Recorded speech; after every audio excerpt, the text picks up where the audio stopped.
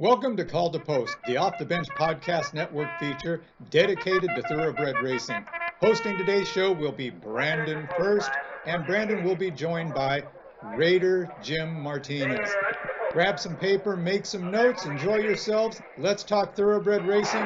Riders up.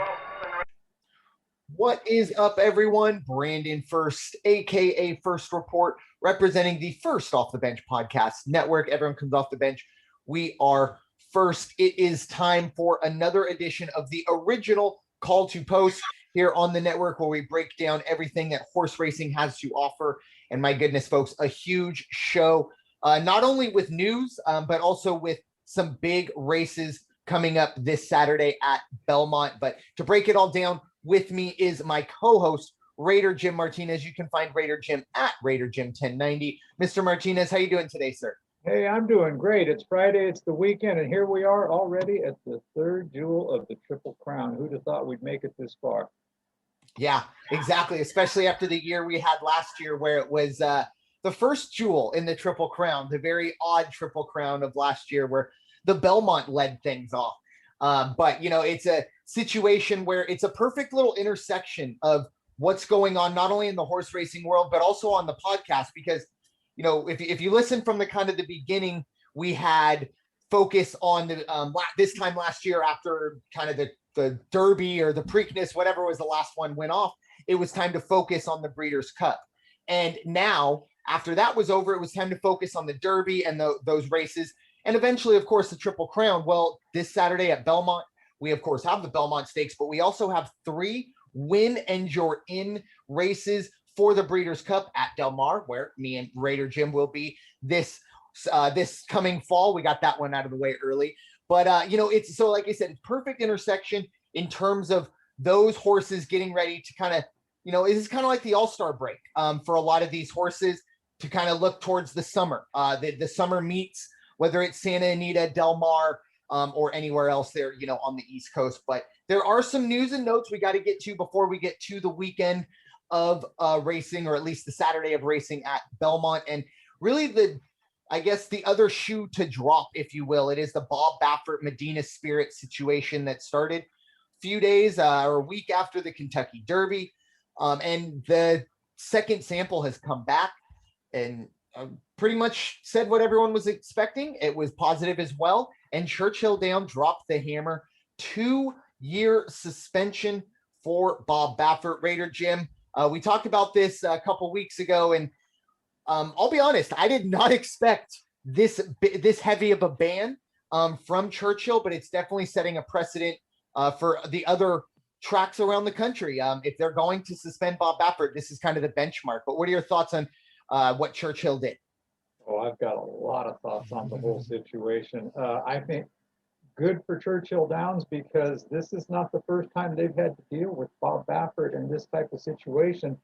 And I think there are so many variables, and not just with the name Bob Baffert, but horse racing in general. Now that we have the passing of the Horse Racing Safety and Integrity Act, and they are compiling right now, they are putting together this board that is going to put forth the national rules and regulations that every track must play by. No more house rules.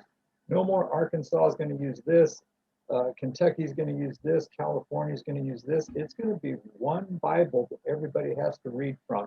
So it'll be curious to see who else just shows the character to follow the lead of Churchill Downs, and will they also put similar sanctions on the Bob Baffert and his organization? Because if that's the case, you've got Santa Anita wrapping up, and we are now weeks away from Del Mar starting. And as we are going to talk about, and you already alluded to, starting with the Shoemaker Mile on Memorial Day, it's kind of the kickoff to the whole Breeders' Cup Challenge Series, which is now well underway and going to get, you know, a big kick this week with 3 of those races taking place at Belmont. So good for Churchill Downs. It's going to be interesting to see what happens. None of this, unfortunately, it's not too surprising. I can tell you, or we can tell the people listening to this, we reached out to Clark Brewster, attorney Clark Brewster, who represents Sedan Racing who own Medina Spirit. And the questions were simple. If the Kentucky Derby comes back and disqualifies Medina Spirit and strips Medina Spirit of the Kentucky Derby victory, will Zidane Racing appeal? And his response was, yes, they will, or yes, we will. And then our second question to him was, will this jeopardize the relationship between Zidane Racing and Bob Baffert Training? And the answer was no.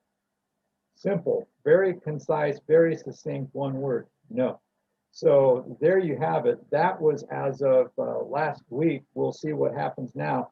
They haven't made the official announcement from Churchill Downs yet, or the Kentucky Derby, but I have a feeling they may not want to take too much off the spotlight at the Belmont Stakes. But look for that to come down early next week, where they make it official that Medina Spirit has to forego the crown of the Kentucky Derby. Yeah, and it's another unfortunate situation. And, you know, going back to the Horse Racing Integrity Act, I was watching on Memorial Day, I was watching, the festivities at Santa Anita. That's where the Shoemaker Mile, there were a couple other good races as well. And I was watching TVG.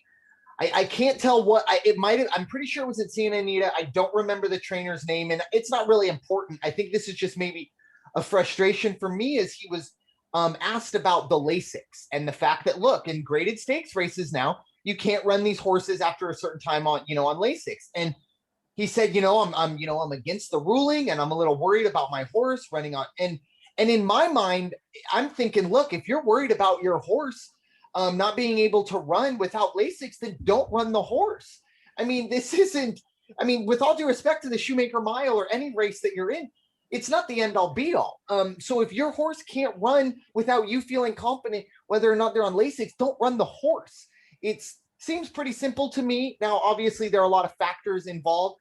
And another factor I wonder about with Bob Baffert, and this is, if you're Zidane Racing or you're an ownership group and that stuff, and you have a promising 2-year-old, do you give your horse to Bob Baffert knowing there is no possibility, no matter what that horse does on the track, there is no possibility that horse will be going to Churchill? And now I may be misunderstanding the situation. It could be a suspension for the actual human being of Bob Baffert at Churchill, but could still send his horses. Who knows? But if it's no Bob Baffert horses, I don't know how Zidane Racing sends their best 3-year-olds to Bob Baffert, knowing there is no possibility that these horses are going to run in the Kentucky Derby. It's one thing if, hey, like Jackie's Warrior this past year, wasn't good enough or had, a couple bad luck, what isn't going to be able to run in the Derby. That's one thing. But if hey, this is the trainer I have, great trainer, but we're not going to be able to run in the Derby, I think that's a huge deterrent, and something else that I think will probably down the road have to be addressed by some big time owners, because I don't think anybody that buys a horse for 6 figures or even 7, definitely not for 7 figures, will ever want, because if you buy a horse for that much, you are looking at the Kentucky Derby kind of as, I want to be at least in that race at the very least, or at least mentioned in the pit possibility. That won't happen if Bob Baffert will be your trainer. Once again, as I think I somewhat understand it, the blurb I saw, once again, nothing's official.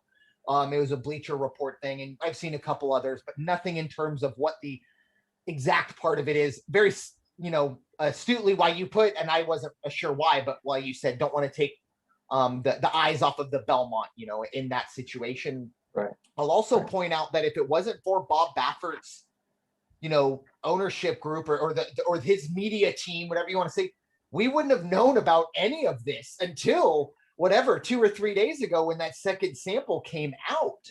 And that would have been, a whole other can of worms if Medina Spirit would have ran in the Belmont. Obviously, I think horse racing world really dodged a bullet with Medina Spirit not winning the Preakness, because that's a question I don't think anybody wanted to have to answer. But it's an unfortunate situation with an unfortunate end. And now I think the eyes look to Santa Anita, because that was one of the things I saw on Santa Anita on Memorial Day was Bob Baffert in the grandstand. And, most of the shenanigans that Bob Baffert have gotten into in situations like this have been at Santa Anita.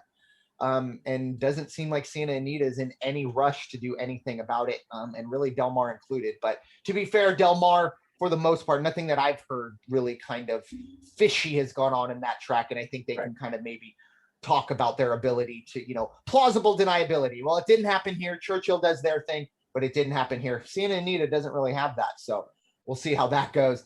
But Santa Anita's initial statement has been that they will wait to see what the California Racing Authority says. So not our decision, exactly. It's the California Racing Association. But to your point, and talking about Churchill Downs making the stand, and it's worth clarifying, does that mean, is it Bob Baffert, the person, can't be there? Which I can't believe that would be enough to really impact or call it a suspension. So if it is Bob Baffert's horses can't show up, I also believe there has already been initial steps by the New York Racing Association, even if it was just a matter of weeks, that they were talking about. But now they may look back and say, if Medina Spirit gets disqualified, if by chance the Bob Baffert organization were to be suspended for any number of months or an entire year or 2 years from the New York Racing Association, you're talking Aqueduct, Belmont, Saratoga. And again, if I'm an owner, and if I can't run in the East Coast, and if I can't run in Kentucky, and possibly I won't be able to run in California, what's Doug O'Neill's phone number? Because, or Mike McCarthy, or Brad Cox, or Chad Brown. There's a lot of names in the Rolodex that people can call. So it'll be interesting to see. I think this is one of those, we're just starting to see at the tip of the iceberg. Yeah, agreed. And that's a great point. There's a lot more than just, the Kentucky Derby that Churchill has to offer. A lot of races, a lot of top graded stakes races. Very, very tough to see, but at the same time, I do applaud Churchill Downs for what we assume taking a stand. Once again, nothing official, but it'd be a little odd to see him go back on it now. After you would have to imagine someone leaked that, because we haven't heard anything back to kind of say that that's false. So moving on to some unfortunate news that will affect this weekend at Belmont. It was Irad Ortiz earlier this week, took a tumble, was unmounted, I believe is what they call it. And he will be out from what I think I saw the quote, at least a couple weeks. Definitely will be off of his mounts this Saturday, which, I mean, that's unfortunate because Belmont, he's in pretty much every single race as at least contender, if not a favorite. So really tough for Irad Ortiz. Probably at the moment, actually, I'm not even going to say probably, at the moment is the best jockey in the world. But Raider Jim, what are your thoughts on the unfortunate? I would say, I mean, look, there's never good timing, right? But really unfortunate timing of this injury. Oh, he got tossed and then he got clipped after he went down. And I can't imagine it's one of those, slow motion scenes, because he goes down. His brother happened to be on the side watching, his brother who's also a jockey, and then one of their fellow jockeys, and they ran out to him. Now, what I understand is that by the time they got him on a backboard and were taking him off, he was moving all his extremities, he was coherent, he was talking, but now I understand they said, and in his mind, apparently his opinion from the hospital bed is, yeah, I can ride on Saturday, I'm good to go. However, he didn't realize he had been clipped. He didn't even realize that. He has stitches in his head and in his left forearm, is what I understand. So the doctors have said, no, minimum 1 week you can't ride. We have to make sure that you can't get anything in your open wounds. So he is not just, and to give the people that are listening to this an idea of the life of a jockey, today's card, tomorrow's card, and Sunday's card, Irad Ortiz was supposed to have 30 mounts. 30. That means 30 times, if you're talking a per diem of here's your check for getting on the back of a horse, just that, 30 of those just got taken away from him, plus the opportunity for the purse money. And the 9 mounts he was going to be on tomorrow, I think the highest odds he had was 6-1. He was on some of the favorites going into the Saturday card over at Belmont. So, wow, I'm just glad to hear that he's up and around. And in his mind, and I believe the doctors concurred with him. Yeah, technically you can get on the horse and run, but with an open, with stitches and all, no, we can't have that. And count your blessings, because if he got clipped enough, again, it all happened so quick, he didn't realize he had been clipped. But what was the margin between getting clipped in a few stitches and something really bad happening? 1,000-pound animal kicking you in the head. Wow. Or maybe it was just a matter of, another half inch, it would have got an eye, anything like that. So I'm just glad to hear that the worst thing out of this is he misses a big weekend, but he'll be back on in about 8 days maybe, and we'll be seeing him again. Hall of Fame guy, good guy. So best of luck to him. Yeah, it's gonna take a lot to keep him off, right? As long as that long, and I would not doubt that if there was any possible way for him to be on those mounts this Saturday, that he would be on those. But it does beg the other question. You kind of brought it up before we recorded. What do those ownership groups do, or the trainer owners, to figure out, hey, we have a favorite and we might need to go get somebody who's, undoubtedly you would have to imagine we could see a first grade 1 jockey winner just on the fact that the jockey was put on, Irad Ortiz's mount. And it is unfortunate, but, even what I brought up earlier, that you're not going to be able to go out and get, a top jockey that's already in this race, because those jockeys aren't going to, kind of soil their relationship with an ownership and training group by, walking away 2 days before the Belmont. That would be some dirty pool that nobody really wants to leave a taste in their employers, essentially, because they're all freelancers in a sense. And they rely on those men to, give them the mounts. And for Irad Ortiz, like you said, so lucky, so blessed, because that's usually, it's scary enough when you take a tumble. But when you hear got clipped, there's very few times where it's not stitches. That's the bare minimum, right, it seems like, of what could have happened. So, best of luck to him getting back on. And, I have a feeling he will be a factor in the next coming weeks or so, getting ready as we build up to the Breeders' Cup. But that is a perfect little segue into the Breeders' Cup weekend, or at least Belmont weekend. We got a ton of races, like I said. And, we're not going to fully go over this one, but the Woody Stevens, keep an eye on that. That'll be race 3. We'll see Nova Rags and Jackie's Warrior going at it. But the first race we're going to talk about is the Hyper Invitational Stakes. It's going 6 furlongs on the turf. And I don't have my document open, but it is excuse me one sec. We'll get you into the turf sprint at Del Mar this coming fall. Raider Jim, I'll give you the honors if you want to start us off on the Hyper. Okay, and now I'm looking for my notes. Okay, I can hop on this one, take the lead here. This is, for me, a really kind of interesting race. Obviously, 6 furlongs on the turf. Anything can really happen in a turf sprint. And the numbers here, I think I'm going through, 2-1, Bound for Nowhere, is Wesley Ward's horse, going to be ridden by Joel Rosario. Big time buyer numbers, especially last time out. In the Sharktown, ran a 105. You go back to last October at Belmont, 2 Octobers ago in Belmont, a little while ago, but 106 in an optional claiming on the turf, all at 7 furlongs or less. So this is a horse that I think is bred, or at least maybe not bred, but definitely is great at these distances. Multiple triple-digit buyer scores throughout its career. Even, going back to that Sharktown in 18. It's a 7-year-old, though, so it is kind of getting towards the end. Who knows? This could possibly be one of the last big chances to, make a Breeders' Cup weekend. I will say something I've never seen before. They are expecting a little bit of rain. I think they got some yesterday. They'll get some today. Possibility for rain on Saturday. Most people say it's probably not going to happen. Secret rules has been put in this race. However, It's only entered for the main track, meaning that if it's raining hard enough and they take it off of the turf, then secret rules will run. So a little interesting there. Currently it's 5-2.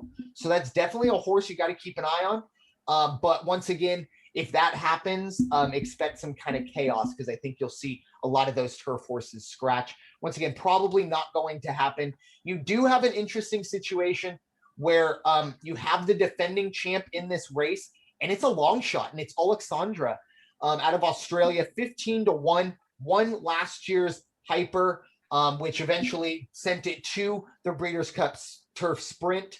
A lot of it's the fact that lately it's been in the low 80s in its buyer score. And once again, I talked about the first horse I talked, Bound for Nowhere, in the, pretty much averaging a 98, 99.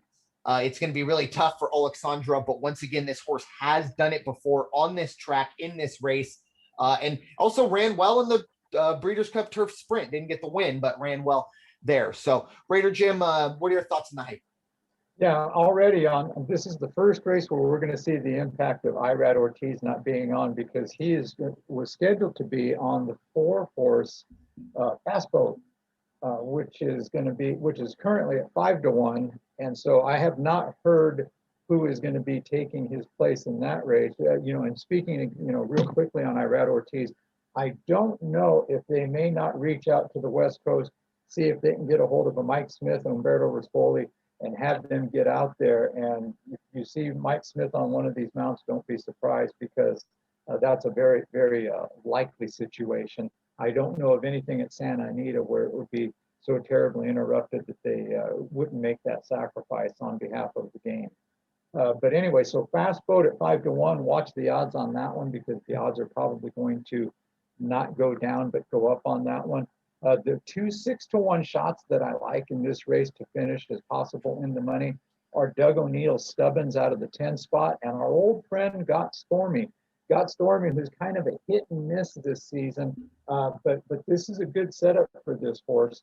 So watch for Gaffalone to take something and make something happen with that horse. Castellanos on the back of Stubbins. O'Neill speaks highly of Stubbins, and so don't be surprised at 6-1. And of course, Bound for Nowhere is your 6-horse middle of the pack at 2-1. Will probably stay 2-1. And you spoke of secret rules already, and yeah, Mott's horse secret rules. But so on this one, I would tell you to look at 10 and 11 as putting in on the bottom of your ticket to fill out some trifectas, things like that, some combination tickets, and keep an eye on the line on Fast Boat.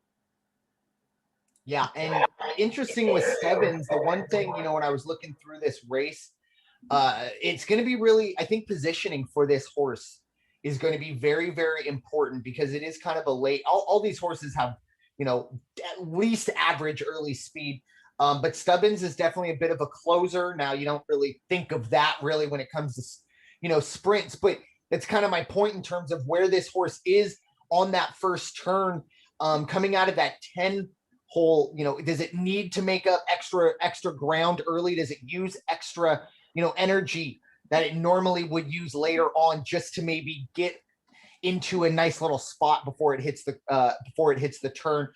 So interesting to see there. I like those last two as well. Got Stormy, definitely a horse that we've been keeping our eye on for a little bit. It was 5-1 in last year's Breeders' Cup Sprint, or Turf Sprint, I should say. So a lot of these horses have been in this game. This is their race essentially, and this is kind of their, prequel to their Super Bowl. A lot of these Turf Sprint horses. So moving on to race number, let's see, make sure I have it right. Yeah, race number 7 will be the Ogden Phipps Stakes, and it will get you into the Breeders' Cup Longines Distaff. Obviously, probably the premier event for fillies in the Breeders' Cup.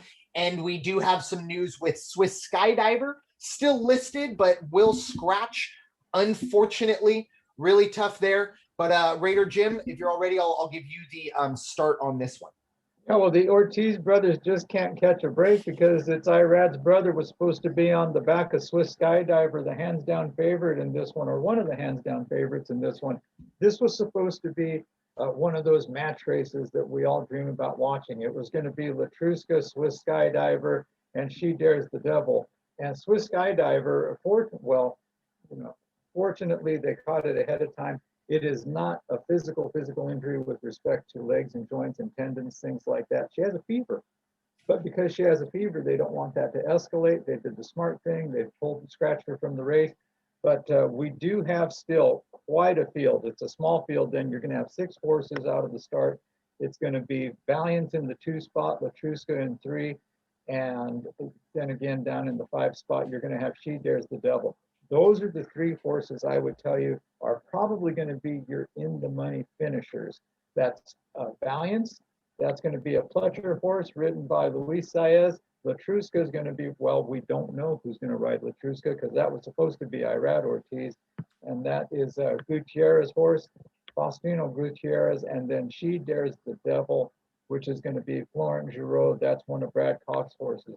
Now, I think in this one, it's going to be She Dares the Devil. Just goes out and takes it. Might even wire this race. Latruska's got a good position at 3, but She Dares the Devil, she's looking good right now. And I think that's right where you want her, is coming out of that 5 spot. Brad Cox seems to think that definitely his horse is going to have the upper hand in this one. If you were going to look for a long shot to fill out your ticket or to possibly throw in there on the underneath, I would tell you, look at Brad Cox's other entry with Joel Rosario on board, and that's Bonnie South, the 7th horse, running right next door, or right outside of She Dares the Devil from the 5. I love that. That's actually the horse I was going to kind of talk about with Bonnie South. I could see this horse making a late run into the money. I don't think this horse, it's going to need a lot of positional help heading into that, the front stretch. A lot of late speed here, not a ton of early speed comparatively. But if this horse can, find itself in a spot, it could possibly run someone down to sneak their way in 2nd or 3rd. But yeah, I think it's those 3 horses. It's rather ironic, obviously Swiss Skydiver is kind of not in this race, but was the I guess Princess, and Monomoy Girl was the queen going into the Apple Blossom, and Latruska is kind of the person looking around like, well, somebody better give me something jeweled because I'm a pretty good horse as well. And I wonder now, we're talking about She Dares the Devil and Latruska. Is Valiance that horse that right now is kind of looking around like someone better give me something jeweled? 4-1, a really good horse. It's won 6 of its 9 runs, and was technically, look, you go back to the Breeders' Cup Distaff, we all were kind of wondering about Swiss Skydiver, and it ended up being obviously Monomoy Girl, but right behind Monomoy Girl was Valiant. So this is a horse that went off at 14-1 in the Breeders' Cup Distaff last year, and ran very well. It is important to note that was the last time this horse ran. So coming off of, 6, 7, 8 month layoff, something to keep an eye on there.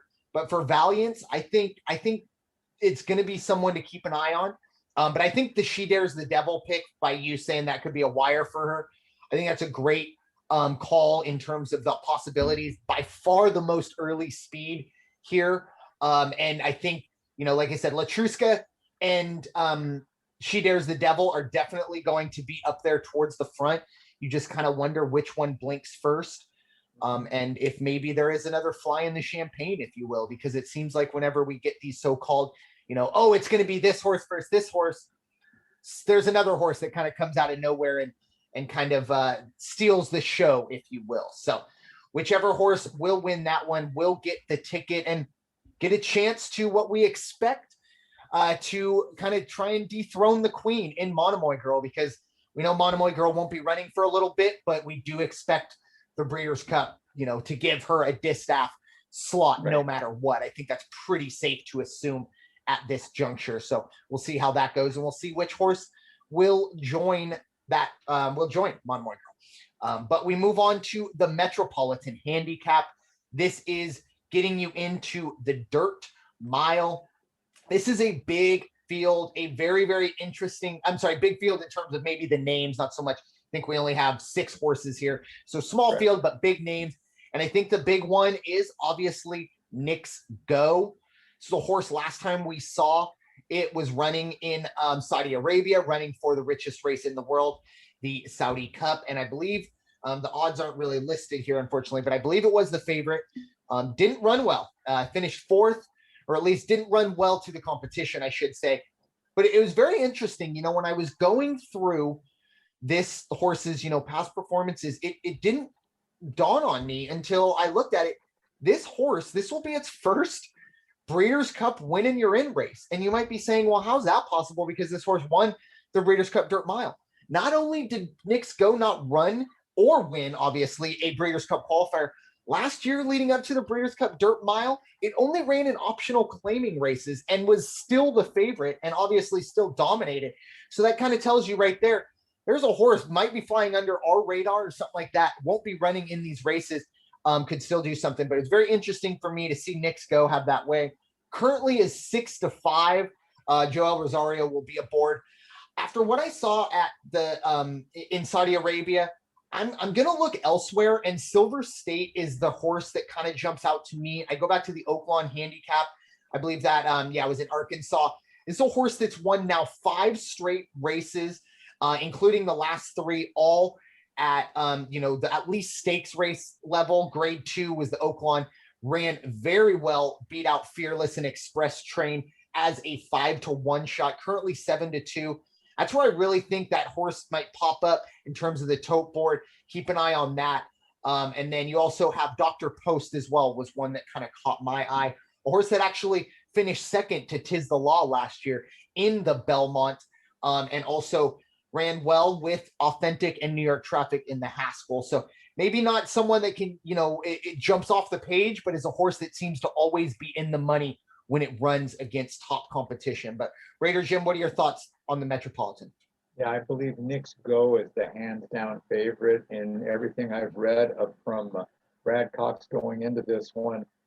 This horse is ready. He's trained well. He's rested. He's got no issues at all. And so Brad Cox is expecting big things out of him tomorrow. Expects to see him in the winner's circle. I also like the horse on the rail, Mischievous Alex. And if that horse can get a good start, and by being on the rail and not getting a bunch of dirt thrown behind him, if he can get a good break, then you're going to see Knicks Go eventually move into the center, move closer, and you could see those two have a pretty good run coming around the home turn. So I like Knicks Go, I like Mischievous Alex, and like you, I do like the 3-horse Silver State, definitely.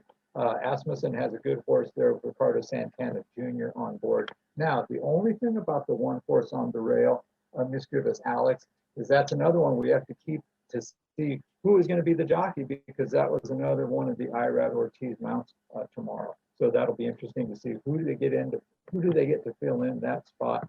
Dr. Post, definitely a contender. I don't think that by my standards, and the, pardon me while I put the glasses back on, the 4-horse Lexitonian, I don't think either of those are going to be a factor in this one at all. There's going to be no threat to get in the money. So I think you're safe with 1, 2, 3, and 6 if you want to do some kind of combination ticket there. Yeah, that's a great call with Mischievous Alex. Last time out, it ran in the Carter handicap. It ran a 109, which might be, one of the bigger numbers you'll see this entire weekend of any horse that ran that. And it's a really interesting racehorse because hasn't been tested really this year. It's ran 3 times, an optional claiming, and then a grade 3, and then a very impressive grade 1. Every single race has been won by 3 lengths or more. Very impressive. So, maybe there is that question of, what happens if this horse does get tested. Now, another situation is this is the first time this year, or the first time really since last March, that this horse will stretch out to a mile. Everything earlier this year has been either 6 or 7 furlongs, but Belmont's kind of weird. I think most tracks, if you're going a mile, you're probably going 2 turns. Not at Belmont. You only got to go 1 turn. So, extra distance, sure, but it is still that mindset of a horse, 1 turn. You're making that first turn, and then it's time to go. So, little interesting there. But it is time, without further ado, to move on to the big one. Obviously, as we said, 8 grade 1s, and then even a grade 2. But it all culminates in the Belmont. Should be going off about let's see, 3:50 Pacific time, 6:50 Eastern time. Do the math in the middle. But Raider Jim, I'm going to give you the honors on this one to get us started. The Belmont Stakes. What are your thoughts? What a race. This one has got a great field, and it's a small field. You know, it started out, I believe there were 10 or more entries originally talked about going into the Preakness, after the Preakness, and then that got whittled down to 10 to 9 to 8. So it's a small field, but a powerful field. And of course, the favorite in this one is the favorite from Kentucky back in that first weekend in May, and it's the number 2 horse, Essential Quality. Brad Cox feels that this race is right where he wants his horse. And we all know, anybody who watched the Derby, Essential Quality got bumped pretty good at the start of the Kentucky Derby. Never did get a chance to, regroup and get back on track. And he had made a statement shortly thereafter when they were just asking him, what did you see in the tapes afterwards? And today it was more definitive. At the end of the race, Essential Quality ran 68 more feet than Medina Spirit did, and still came in fourth with a driving finish. Didn't get into the money, but came in fourth. And so, and with a little longer distance, Brad Cox feels this is where Essential Quality wants to be. And then if you go down the list, and if you go to the 4 horse, Hot Rod Charlie, Doug O'Neill says this race goes through Essential Quality because that's the horse to beat. But he's very confident in Hot Rod Charlie. He's also confident because coming off of the Rambauer win at the Preakness, Flavian Pratt is going to now jump off of Rambauer and get on Hot Rod Charlie. And he's very familiar with Hot Rod Charlie. Doug O'Neill likes the way that he rides this horse and feels that he's going to be in great position to give Essential Quality a good run for the money and challenge. So you're going to have to watch the 4 horse. Rambauer, even though it's going to be John Velasquez, the Kentucky Derby winning jockey, on the back of Rambauer this time, Rambauer was too inconsistent going into the Preakness and had a great run, don't get me wrong, but the setup by the field for Rambauer was perfect. It was, it was all the elements came together, and you had Flavian Pratt on the reins. So if they can get that kind of situation again, I don't even know if that's going to be good enough, because I don't know if Rambauer's got what it takes to run this distance. This race is also referred to as the Test of Champions, and that's because at 1.5 miles, this is the longest course you're going to see in the Triple Crown and in many, many thoroughbred races from January to December. This is just a long race. And a lot of people say, well, what's the difference between that and when they run, 1 and 1/16, 1 and 3/16, 1 and an 1/8? It's a big difference, especially when you're asking that animal to run that fast, that much further. I don't think Rambauer is going to have it. I do like Essential Quality, of course. I like Hot Rod Charlie. So how do you fill in your ticket on this one? You got to watch Known Agenda. Known Agenda kind of got screwed over and had a real bad Kentucky Derby. Not screwed over because of anything, despicable that happened or diabolical. It was just a bad race. And sometimes that happens. Known Agenda should have had a better showing in the Kentucky Derby, did not. Again, on the outside, might have a better chance, going to be running right next to another one, Rock Your World. Rock Your World's another one from the outside, and that could be, Rock Your World coming from the outside might be a little difficult for that horse, but still, definitely you have to keep an eye on that one. At 4.5 to 1 right now, I'd watch the line on that one. But those are going to be my choices for your ticket. It would be Essential Quality, the 2 horse, Hot Rod Charlie, the 4 horse, and then you have to go with Known Agenda and Rock Your World. Bourbonic, I think Bourbonic, even at 15 to 1, if you're looking for a long shot for a show ticket or to fill out a long shot trifecta ticket, I don't know if Bourbonic, I would put my money on it, because it just hasn't come to the party every time it's invited, and I don't think this is going to be any different. Yeah, I think Bourbonic peaked in the Wood Memorial, paid a lot of people a lot of money. Good for them. But yeah, 72 to 1 coming in. I think ran, it was 16 lengths off the lead, but I think it ran pretty well in the Derby. Wasn't a terrible run.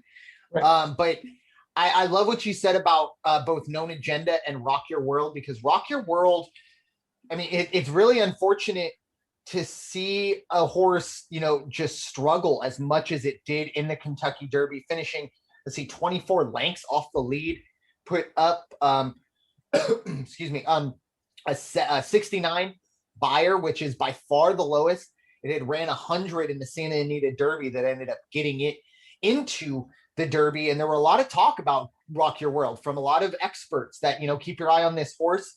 I still think you do need to keep your eye on that one, but I love what you said about both Essential Quality and Rombauer, because when Rombauer and Essential Quality go up against each other, it's not a rivalry. It's Essential Quality every single time, and you could even throw Hot Rod Charlie into that as well. Rombauer, very good in the Preakness, but maybe against, I don't want to say less than talent, but not the talent that you're going to see in this race. Once again, Rombauer has faced Essential Quality twice in the past and has lost by a combined 12 lengths.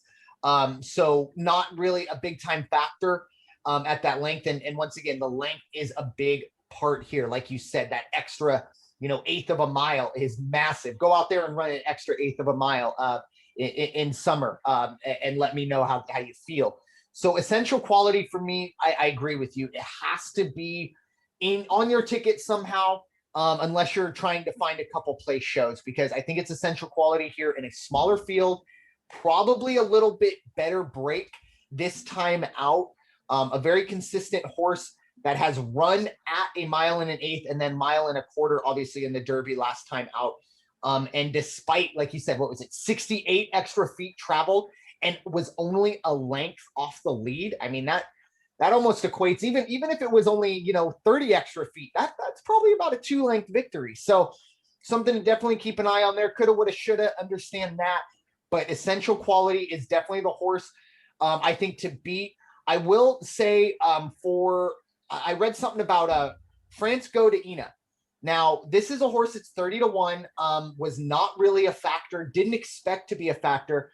But the ownership group kind of came out and said, oh, yeah, you know, we treated the Preakness as a kind of a practice race.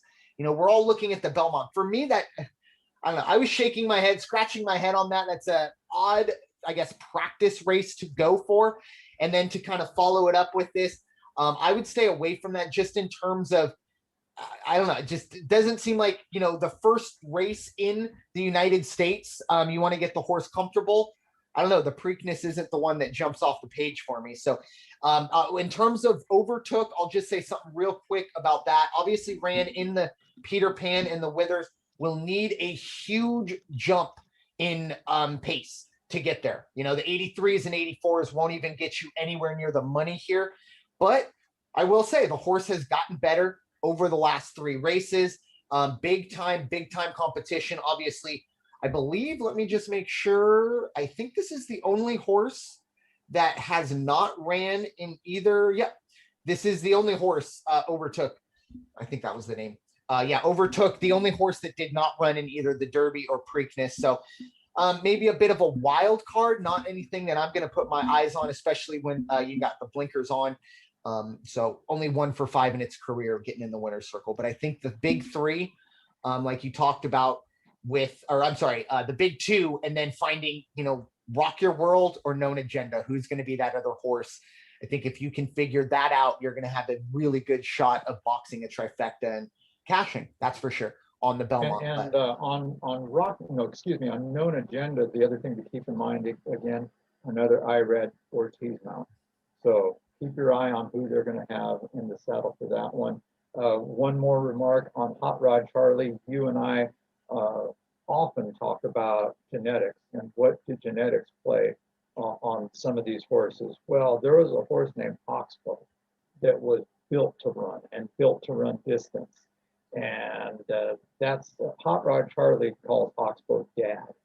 So if that gives you some insight as to what Hot Rod Charlie might bring to the table tomorrow and why Doug O'Neill says Essential Quality is definitely the horse to beat, but I think we got the genes to compete.